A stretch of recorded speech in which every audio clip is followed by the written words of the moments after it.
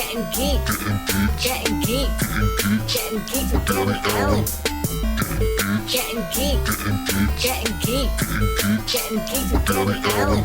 All right. What is going on, everybody? You're listening to Gettin Geeked with your boy, Danny Allen. That's me, your host with the most. No, I'm just playing. What's going on, everyone? It is episode 28 of Gettin Geeked. How the hell are you? What's going on, everybody? It's been a week. It's Thursday. It's at the time I'm recording this, it's a Thursday. James Gunn has still not announced his DC plan. And yeah, we got some kind of horror news, some Star Wars news, and some Power Rangers news. And then maybe some Jason Momoa news. We'll break it all down on today's episode of Gettin Geeked. Yes, topic number 1. The Power Rangers 30th anniversary behind the scenes video was released. And some people were into it. Some people were like, well, where's Austin St. John and where's Amy Jo at? And obviously, Jason David Frank isn't in it. People thought that he wasn't in it because of his unfortunate passing. That's not the case, people. If you've been paying attention to this reunion, you would know Jason David Frank turned down the reunion as he announced last year that he has retired from Power Rangers. Him and Hasbro had disagreements about where the franchise should go and his actual involvement in the future of the series. He put it to rest. He said, I'm done with Power Rangers. I'm going to do Legend of the White Dragon with Bat and his son. And then unfortunately he passed away. And they were filming this series months before he passed away. And so that's all I have to say about the JDF aspect of this reunion. As we all know, Austin St. John, he doesn't do a lot of reunions. He did the Dino Fury Old Foes episode, and he came back for that, which is tight. I'm surprised he came back for that at all. But yeah, he has some legal issues regarding his COVID loans. So he has a lot of that. Even if he's innocent or whatever, I'm not a judge or I'm not a jury. I'm not here to put him on trial. Unfortunately, Power Rangers is a kid's brand, and he has some negative press. So that's probably part of why he's not coming back. And they probably didn't offer him a lot of money to come back and fly to New Zealand where they film. And unfortunately, I keep saying unfortunately because this is unfortunate, Amy Jo Johnson has also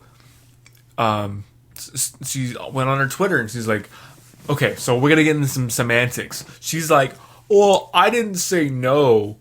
I just didn't say yes to what they offered. Listen, Amy, you said no. You said, no, I'm not doing this. It's too little of pay for me to fly to New Zealand. That's all you have to say.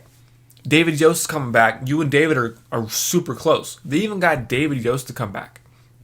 And if you watch the behind the scenes video, a lot of the OG Power Rangers are coming back. Oh, that's not the original lineup. It's the original Mighty Morphin cast. They replaced them in season 2, season 3 or whatever, and then they're replacing them again because once again they are dealing with this pay scale issue. I don't know if it's union, because Power Rangers has been non-union for years, and when it's non-union, they don't get all the extravagant things that a union worker would get. So it's the same song and dance, except now Hasbro has the power to pay these actors, and it's a Netflix special. So people are like, well, Netflix, they could pay them.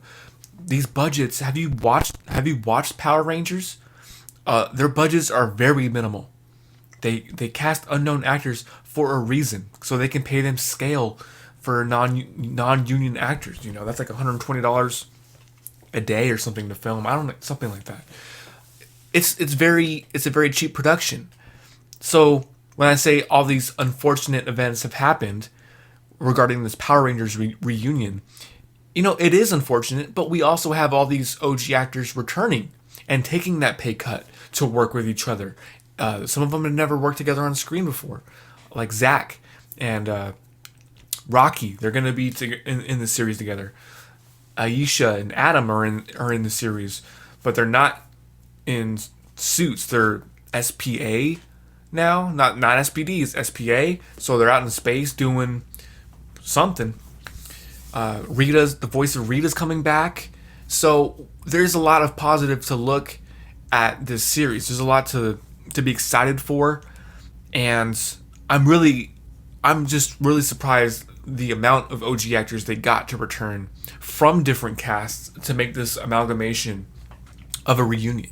So it really is a celebration of Mighty Morphin, because you're getting a little bit of the OG Mighty Morphin, and then you're getting a little bit of the second cast from the Mighty Morphin series. And that's just super cool, because you don't want to leave out those people, because when it comes down to it, they are OGs at this point. They did put in their work. And I'll be talking a little bit about money and actors and them denying roles a little bit later when it comes to Scream. You can look at it one way, like, oh, good for them. They denied it because they're not getting paid their worth. Okay.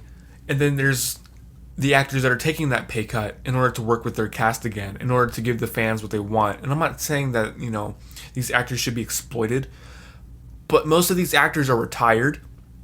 They're not acting like that anymore. So they're not really worth what they are worth, what they think they're worth. And that might be a savage thing to say, but that's the truth, man. We're talking about money here, and we're talking about these production companies and how much it actually costs to make these series. And this is a standalone special.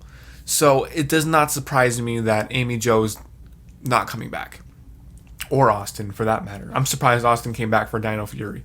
So we'll leave it at that. I'm excited that we're getting a reunion at all.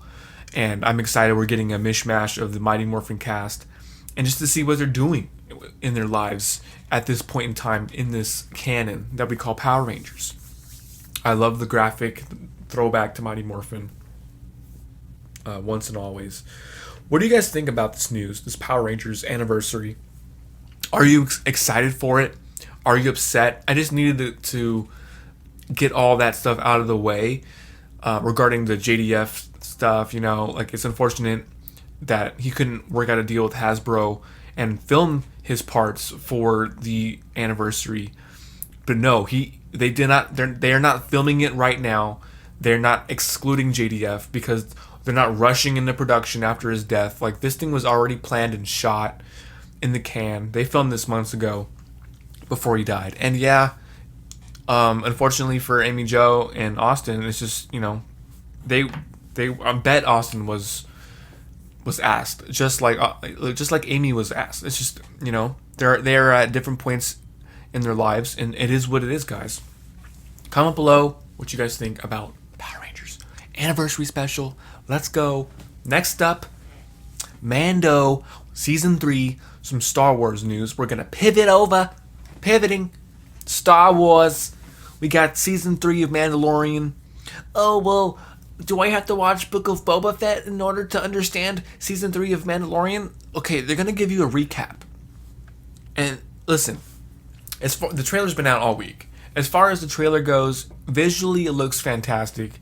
I like what they're doing with the Mandalorians, trying to take back Mandalore. All that stuff is great. My main concern here is the retconning of Grogu, and what would a Mandalorian season 3 look like if Disney had some balls, and if they left Grogu with Luke. Because at the end of season 2, Grogu leaves with Luke, and then they retconned it in Book of Boba Fett because the toy sales are Grogu's the most popular Star Wars toy, and we got to bring him back, right? No balls, Disney, no balls. Imagine what a season 3 would look like if Mandalorian, if imagine he didn't have the handcuffs of a Grogu. Now he's got to cart around a child all the time. Imagine if he had the ability to be like free from that and just be the Mandalorian. And now it's Mandalorian and Grogu. They're changing the whole premise of this show. Can he stand on his own as a character? We'll never know now because he has Grogu, and they can lean on that and use Grogu as a crutch and make him a plot device. He's stuck in this. Mando's stuck in this situation. Not anymore. Grogu's gonna force push some stuff. He's gonna save it's.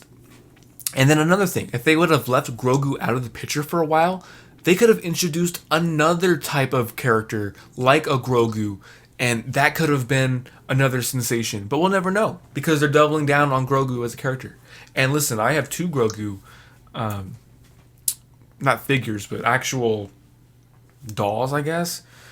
Grogu's sick, but at the same time, they're leaning into that character so much, and people have to watch other shows just to see where he's at in the story. And you know, I'm kind of torn on that because it's all Star Wars when it's said and done, but not everybody's watching every Star Wars show, and it's just I don't know, man. I want Mandalorian. I want Mando to be Mando. And I don't want him to have to cart around a kid the whole time. And I just want him to be the focus of his show. And now they're splitting the screen time. Everything looks huge in this trailer, right? Because there's a lot of wars going on. And then another thing is the Empire is supposed to be gone.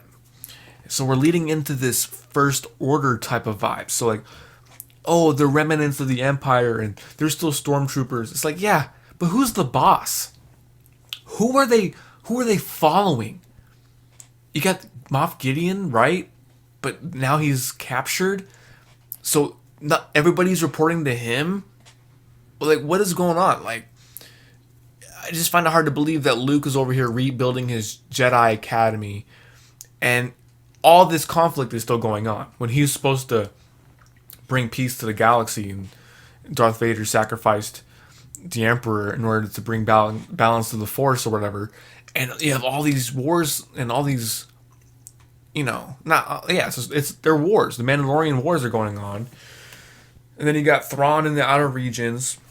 There's just a lot of plot going on.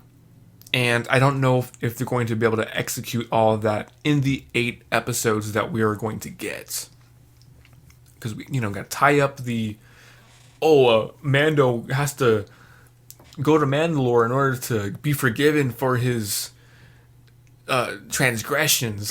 Dude, nobody gives a fuck about you taking off your helmet except for the armor, except for that one chick, dude. And the rest of the Mandalorians are laughing at him because dude, why aren't you taking off your helmet? You're in a cult, bro. The rest of Mandalore doesn't listen to that. You were brainwashed, and he's still got it in his head. No, I need your forgiveness. They don't give a fuck, dude. They don't care that you take off your helmet. They don't care if you leave it on. Dude, it's just they don't know what they want. They don't know what they want to do with Mando as a character. And that's why they're bringing back Grogu. I'm excited for Bo-Katan to see. I just hope that she takes the saber back and she rules Mandalore. And it's just they don't know. I just feel like it's going to be a very diverse season of The Mandalorian. We've seen Coruscant. We've seen a bunch of other planets. I think Navarro was in the trailer. There's lots of different explorations. There's one line in the trailer where he's in order to be a Mandalorian, you have to know the galaxy, know how to navigate the galaxy so you're never lost. I loved that line. That was the best line in the trailer. And then, Grogu is there. I keep talking about Grogu, but it just really fucking bugs me, dude, because they set off Grogu on his journey with Luke and then immediately change their minds. It's they have no plan, dude. They have no plan at all. No balls. What do you guys think about Mandalorian Season 3? Are you guys excited? Am I overreacting about this Grogu situation? Are you upset too that they can't make up their minds about this plan? Yeah, he's gonna sell toys. Make another character that's just as popular as Grogu. Don't use him as a crutch. Comment below what you guys think about that. Yeah, come at me, Star Wars fans. I'm not gonna shill for everything. Yeah, I got called. This is kind of besides the point because we're gonna transition into something else. On TikTok, I talked about the MCU and the Ant-Man CGI and the blue screen and how I didn't like MODOK. Somebody's like, "Oh yeah, this guy's the biggest MCU hater on here." I didn't think I was that big on TikTok for somebody to say I was the biggest MCU hater on TikTok.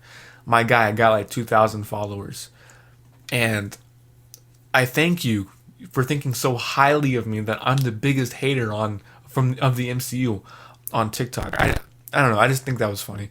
Coming up next, and to close out this podcast, we're going to be talking about that Scream 6 trailer. Dude, Scream 6, I've been covering it since Neve Campbell left the series. Let's talk about the trailer first, and then I'll talk about the drama behind the trailer. Massive in scale. Same thing with Mando. Scream 6, they're taking it up a notch. You guys thought that Jason took Manhattan? No way. This film is straight up New York. You can feel the scope.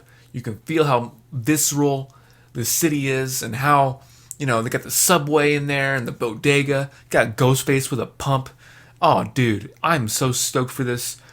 And then you have the Batcave of Ghostfaces, all the suits from Ghostface and all the other Easter eggs in there. But yeah, I'm not gonna break down every single Easter egg because there's other videos that do that.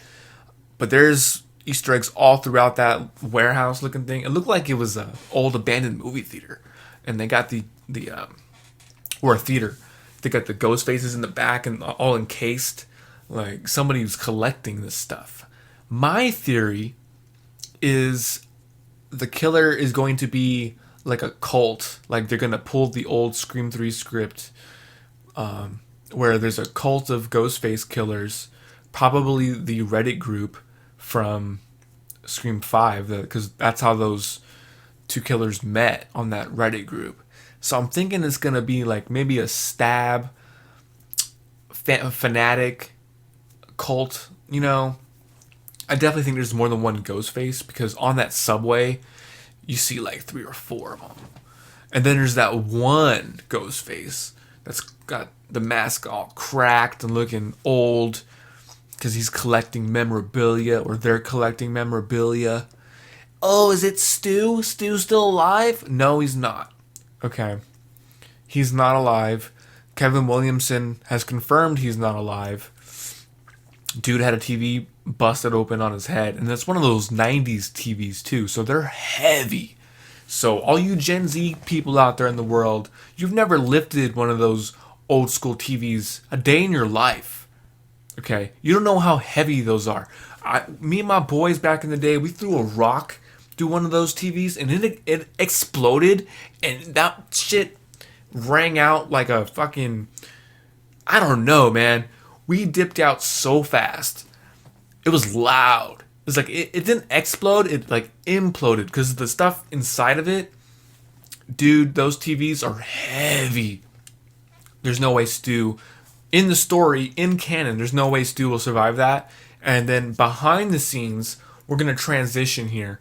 Behind the scenes, Matthew Lillard is supporting Neve's boycott, and how she wasn't paid her worth, and she's the star of the franchise, and you know how that goes, right? He's backing Neve, so there's no way that Matthew's in this movie, knowing that Neve isn't in the movie. He's supporting Neve. It is what it is. I would love for Stu to be alive, and for Matthew Lillard to come back as Stu and be the main character full circle. I just don't think that's what's happening here. They're going to pivot, just like how they're pivoting away from Neve Campbell. Listen, man, she low-key fucked up. She low-key fucked up, because between her quitting, them filming this movie, and Wednesday coming out, the Netflix show, Jenna Ortega has surpassed her whole cast. She's surpassed Neve Campbell. She's one of the biggest horror actresses in the industry right now. She did X. She did Scream. What else? I'm missing something else. And Wednesday. And you can throw in Wednesday into that horror category because it's macabre shit. So yeah, it's very unfortunate that Neve Campbell didn't choose to come back. But know this. If this movie is successful, and it's looking like it's going to be very successful, not only because the last Scream movie was one of the best Scream movies that came out, it got great reviews from the audience, the critics loved it, it made its money back, but now Jenna Ortega has transcended from this small pool of actresses. You know, she was in You, she was in other just like smaller things. The Fallout, right, on HBO Max, right? She was in these things, but now that she did Wednesday, and then she did this last Scream movie, Wednesday brought her up into the next pool of actors. And yeah, that's unfortunate for Neve Campbell because they're not going to need her to come back anymore. They're not going to need her to come back.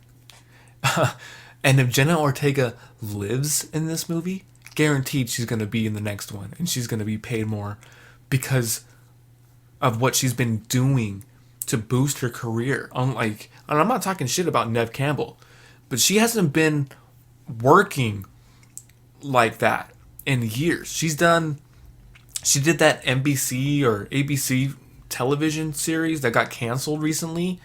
That's about it. And then she did that Tower movie with Dwayne Johnson. So, you know, when it comes down to it, dude, like, she's not going to get a bigger payday at this point than Jenna Ortega, because Jenna Ortega is more, not a necessity, but she's in demand. She's more in demand than Neve Campbell is at this point. So, yeah. Sorry, Neve. And it sucks, dude. But yeah, between her not doing this movie and the release of this movie, Jenna Ortega, that's my takeaway from this whole thing. She's now the face of what is, and she's not even the main character. Her sister's supposed to be, Billy's daughter is supposed to be the main character. But now Jenna Ortega is this huge star, and you're damn right she's going to overshadow this movie in the cast. So I don't know if she's making it out of Scream 6, but she's definitely going to elevate the box office. Yep. And you got Hayden Panettiere coming back. Kirby from Scream 4. Her coming back, that's going to boost up the numbers.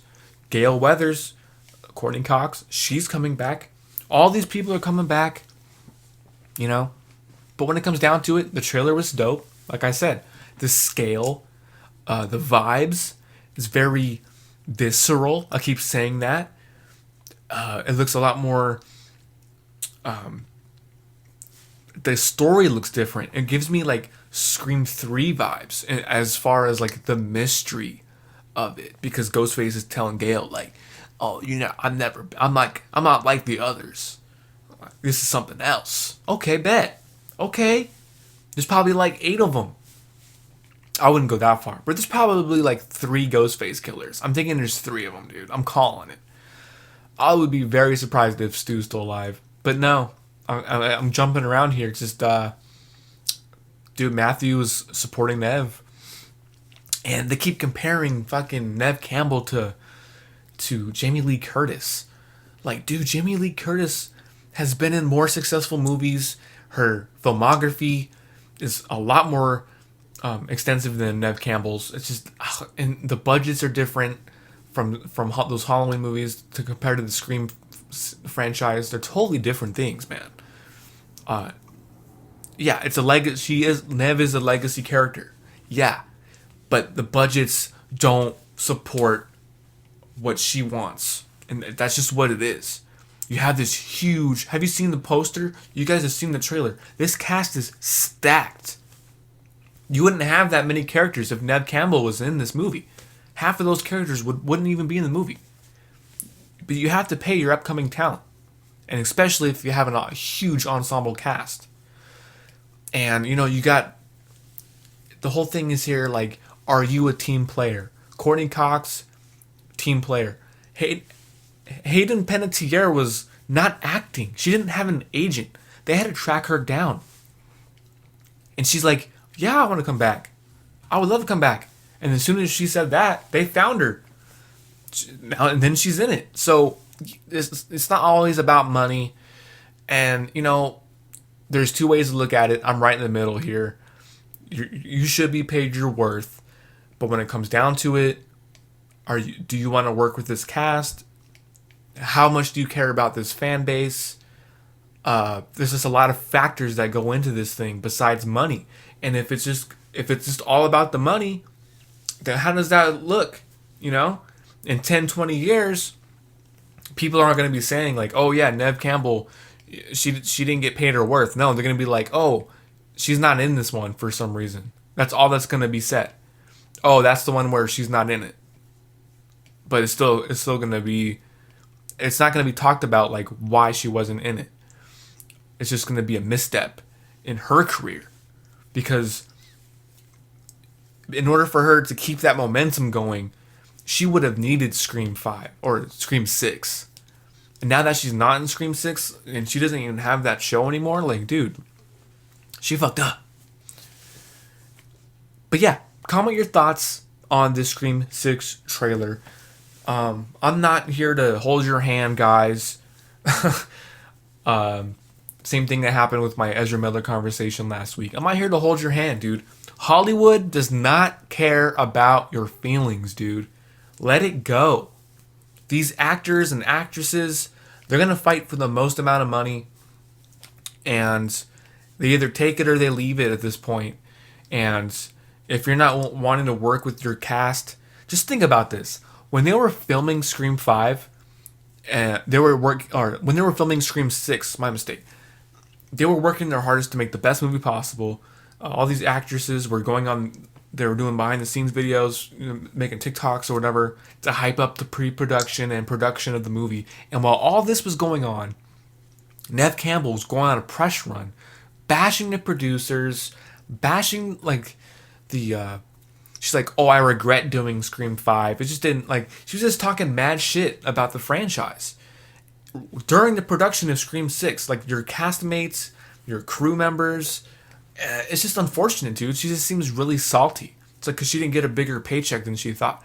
And it's like, bro, if Courtney Cox is coming back, she was on Friends, dude. She's got Friends money.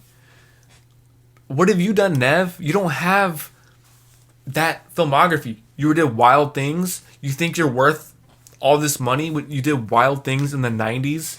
Come on, dude. Come on. And like, yeah, the fans will always go to her and, oh, she is the face of the franchise. Well, that's why she's not in Scream 6, right? And that's why the trailer looks kick-ass, right? And that's why it looks, even Kevin Williamson's like, this is Scream 6, but it's a separate kind of thing because they're ramping shit up. They're not fucking around.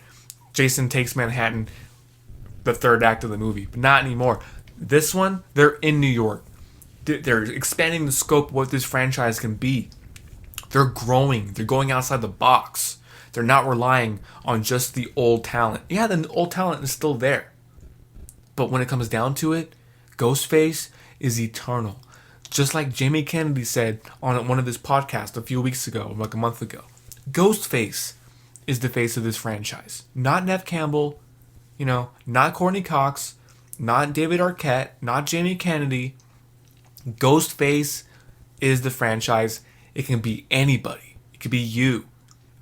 He's eternal. Ghostface will live forever. There's always going to be a Ghostface. And with that being said, comment below and let me know your thoughts. You've been listening, watching episode 28 of Gettin Geeked with your boy Danny Allen. We did it, guys. It's a 3-topic banger. We banged it out. Until next week. Wait. You guys thought I was ending this podcast. We got to talk about something. I was going to talk about James Gunn and how he still didn't announce his Superman. Well, he announced his Superman project, but he didn't announce his slate. He's like, oh, you'll have it at the beginning of the year. And he responded to some fan like, my birthday's on the 15th and can you release your slate for my birthday? He's like, maybe a late birthday present. Okay, well, it's the 19th. It's the 20th, my guy, January. What are you doing? Jason Momoa is in the news. Just posted a video on Twitter. Breaking news. He's like, yeah, fucking 4 years ago, I was screaming in the Warner Brothers office with excitement. He's like, I'm doing it again. He started screaming in the Warner Brothers offices. He's like, I'm super excited. Thank you, James Gunn. Thank you, Peter Safran. Thank you, David Zaslav. So Jason Momoa is hyped. He's got something in the works. Is it Lobo? Remains to be seen. I don't think it is, man. With this news, he's kind of with James Gunn's wishy-washy on whether or not Gal is being let go. My mistake. If Gal Gadot is being let go as Wonder Woman, because he said on Twitter, well, I never said that she's not going to be Wonder Woman. And then the news that Zaslav is happy with the Flash movie, and Ezra still might be the Flash. So it's obvious here, James Gunn is not necessarily doing a full wipe of a complete reboot. It's not looking like he's doing a complete reboot. And I don't know if Jason Momoa is going to be Lobo. I'm thinking this is just it may be Lobo, probably is. There's like I'll say a 50% chance that Jason Momoa excitement is about Lobo. It might be Aquaman 3. It might be an Aquaman 3 announcement. Like, listen, man, we're going to give you the Aquaman 2 is looking good. We're going to give you Aquaman 3. And that's going to take another, 2 or 3, 4 years to make. So it could be Lobo. It could be Aquaman 3. It remains to be seen. We're still waiting on James Gunn. That's all I had to say. It's been episode 28. We're doing it. We're doing it live. No, we're not. As soon as I get to 1,000 followers, I might consider starting to do a live podcast. This podcast live, so I can start answering questions live. Drop your comments in the comments section. Make sure you guys like this video. Turn on your notifications. I don't have any ads on this fucking podcast. I don't have no fucking sponsorships. I'm doing it old school. I'm doing it brass tacks, on the ground, you and me, building this community up. We're doing good. I'm posting my podcast in a short form content, and those videos are doing fantastic. The long form, it's hit or miss on YouTube at this point. The algorithm is really supporting the short form content. So with this podcast, I'm chopping all these topics up, and with each topic, I'm picking the best minute, and I'm putting that on TikTok. I'm putting it on YouTube Shorts, Facebook Reels, Instagram Reels. Yeah, and it's going good. I want to thank you guys for supporting this podcast. It's the start of the new year. We're banging them out, guys. I can't wait for a couple weeks. I think beginning of February, I'm going to be posting a short film that I filmed for the Queens Boulevard fucking contest from the Entourage guys over at the Victory Podcast. I did I banged out a 1.5-minute short film, submitted that. I don't know if I'll win, but I'm just happy that I got to shoot it. It was super fun to make with my boys. And yeah, I'm excited to share it. I'm not going to post it just yet. Because they didn't say I couldn't post it online. But I'm just going to wait until the submission deadline ends. And when they announce their winners, that's when I'll post the short film. I got the poster made. I haven't posted any of that yet. I'm just super excited for you guys to see it. Yeah, and it's like my first kind of short film with dialogue. A lot of my short films that I've made, they aren't dialogue heavy because at the time I didn't have a good microphone set up. I didn't have the tools to make a legit short film. So, but this one, man, this is HD. It looks like I did ADR for the dialogue, and it's like a noir type of thing, man. I'm just really excited to show everybody that wants to watch it. Queens Boulevard short film for the Victory Podcast, for the Queens Boulevard Short Film Festival. Shout out to the guys over there from Entourage. But yeah, it's been episode 28. Getting Geeked with your boy. Until next week, catch me on YouTube, catch me on TikTok, short form content. Let's go. Future's now. Level up. Bang it out. Have a go. Gettin Geeked. Gettin Geeked. Gettin Geeked with Gary Allen. Gettin Geeked.